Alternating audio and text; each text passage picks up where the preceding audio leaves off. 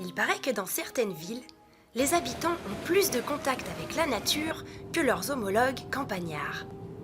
C'est d'ailleurs souvent en ville que naissent les mouvements aux allures révolutionnaires, qui redonnent du sens à nos vies en nous rendant peu à peu le pouvoir sur notre alimentation et notre lien à la nature. Trame verte, incroyable comestible, apiculture urbaine. Je voulais voir de mes propres yeux ce qu'il en était et surtout ce que ces tendances changeaient dans la vie en ville. Je me suis donc rendue à Paris, plus précisément porte de Clignancourt. Dans mon sac, j'emportais un petit questionnaire permettant d'établir un indice de biodiversité urbaine, c'est-à-dire un indice sur l'état de santé de la nature en ville. Et plutôt que de remplir moi-même le questionnaire, j'ai invité des familles, parents et enfants à collaborer pour établir un indice moyen sur un lieu donné. Je me suis pour cela installée à 2 pas des embouteillages, dans une ancienne gare désaffectée, dans laquelle les herbes folles, les savoir-faire et la convivialité ont repris leurs droits. J'ai nommé la recyclerie.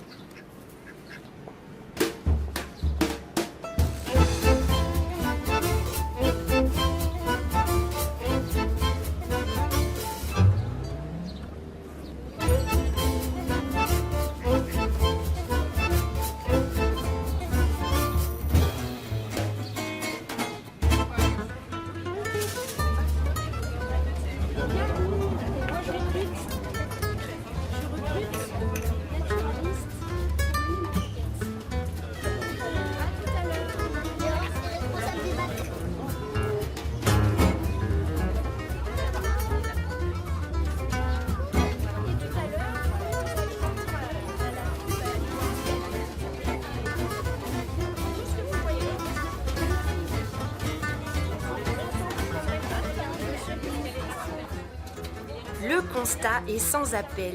Ici, à la recyclerie, la biodiversité se porte bien, et même mieux qu'à de nombreux endroits à la campagne. Vous savez, où les pratiques intensives de l'agriculture et de l'entretien de jardins au carré ne cessent de faire des ravages. À Paris et dans de nombreuses villes occidentales, des semeurs de nature réensauvagent nos espaces et nos esprits. Mais ne vous y méprenez pas. Ces philosophes et bâtisseurs d'avenir ne sont autres que des gens comme vous. Surtout ne passez pas à côté de votre révolution. Aux herbes, citoyens, et en avant pour réenchanter nos villes, nos vies et celles de nos enfants.